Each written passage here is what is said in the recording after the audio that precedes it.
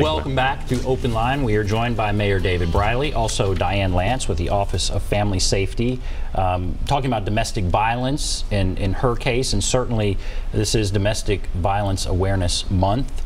The mayor's taking all manner of questions, and as we went to break, who was it? Taylor Fuzz. Or it was Enoch Fuzz, Pastor Fuzz. Pastor Fuzz, yeah. Asked about the soccer stadium, and I'm sure others have that question. He said we have a lot of other stadiums. Why do we need a new one? What about that? Well, I think as we looked at it, and as the MLS looked at a place to expand, what they were looking for was a new facility for an expansion team. I don't think we would have gotten a team without a new stadium. And fortunately, this stadium is going to be paid for primarily with the ticket taxes collected there on the site, and the state has allowed a lot of the state taxes being collected there, the state sales tax, to go towards the debt service on the stadium. Now the city's got some skin in the game too, no question about it. But over time we think that the economic activity there will exceed the skin we've got into the game. And then when you look at the ticket taxes associated with people going to the game, sort of a user fee that's going to pay for it. And then the state allows, like you buy a soda at the game, it's going to have a state sales tax on it.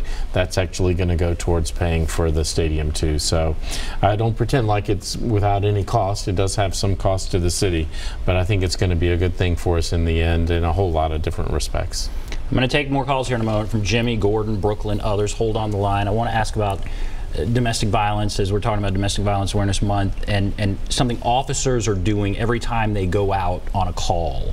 What are they doing here in Nashville? Right, so we made a lot of great changes recently where we're not just having officers go out and respond to the call and kind of muddle their way through what to provide for that victim. So every officer that responds to an intimate partner in domestic violence cases is using a tool called the lethality assessment. And in that lethality assessment are about 11, 13 questions that they will sit down apart from the offender and ask in order to determine, again, that risk that there might be a homicide in this relationship.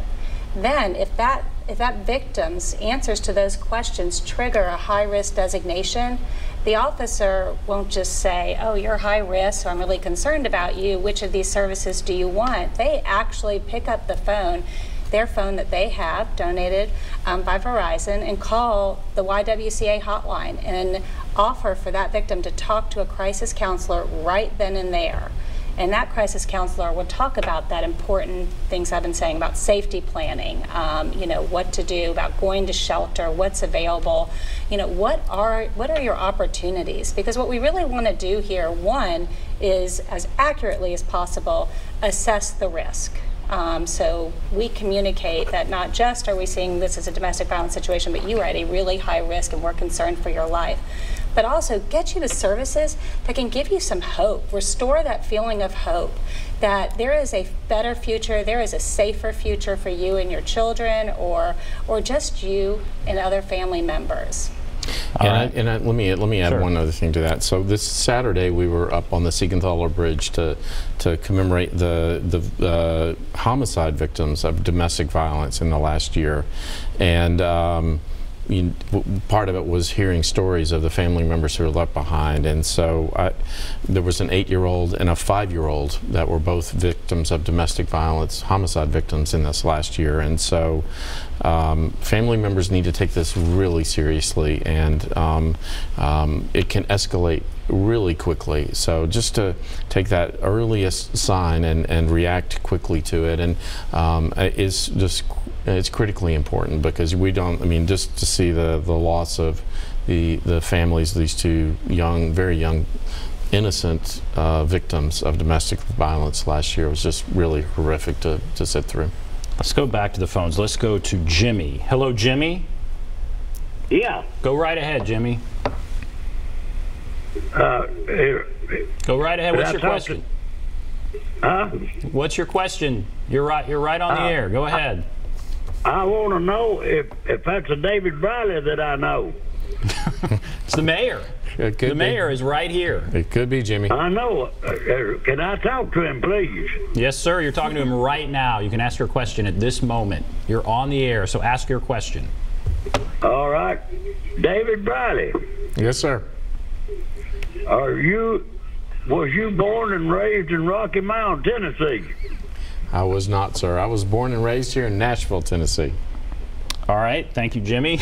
Let's go to Gordon. Hello, Gordon. But I'm sure I'm related to the Rocky Mountain, Tennessee, David Briley too. We're not far from each other. Okay, Gordon, go right ahead. Yes, I have a question for the mayor. Mayor, I'm a retired Metro employee, and I went for 5 years without a legitimate cost of living increase, which not only hurt during those years, but affected my retirement forever, because your retirement's based on your highest 5 years of income. Yes, sir. Every time the city has had a budget issue, it's always been, we can't give you a cost of living increase because we'll have to raise property taxes, and that will infuriate the homeowners. This pits Metro employees and retirees against homeowners.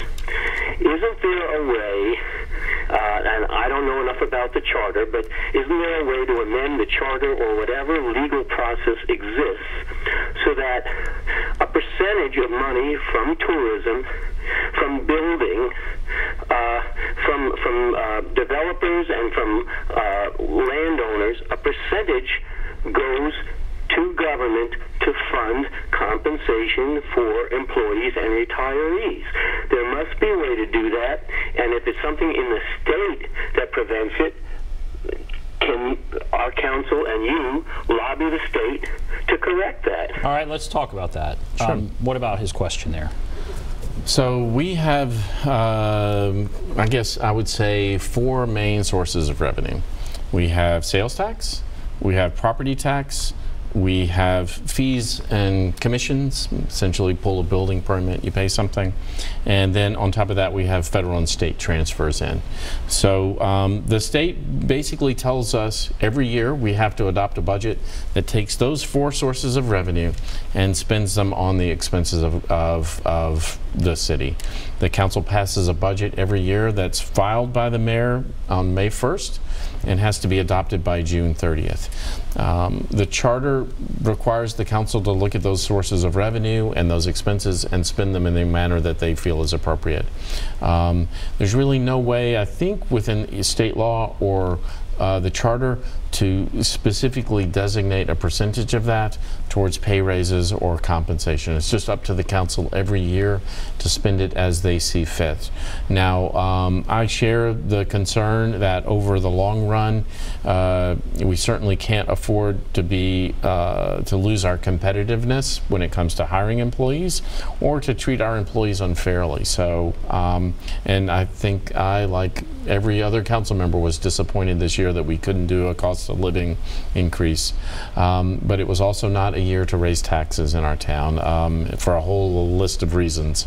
And but we're going to work hard this year to make sure that we are on track in terms of our revenues and our expenditures, and we're working as hard as we possibly can to both be cautious, prudent, responsible with the people's revenue, and also do everything we can to pay our employees what they deserve, and hopefully we'll get to a increase this year. Yes, you said at the top of the show you're hoping to get there. And one of the things you're talking about is taking money that's in this tourism tax zone and using it.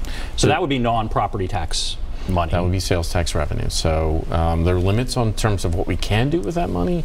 There are bond restrictions and such, so we can't just go in there and take it all, but we think that there's some room to maneuver there. All right, we have to take a break. We're going to take a break. I'll get to more calls. Take a break. Be back right after this.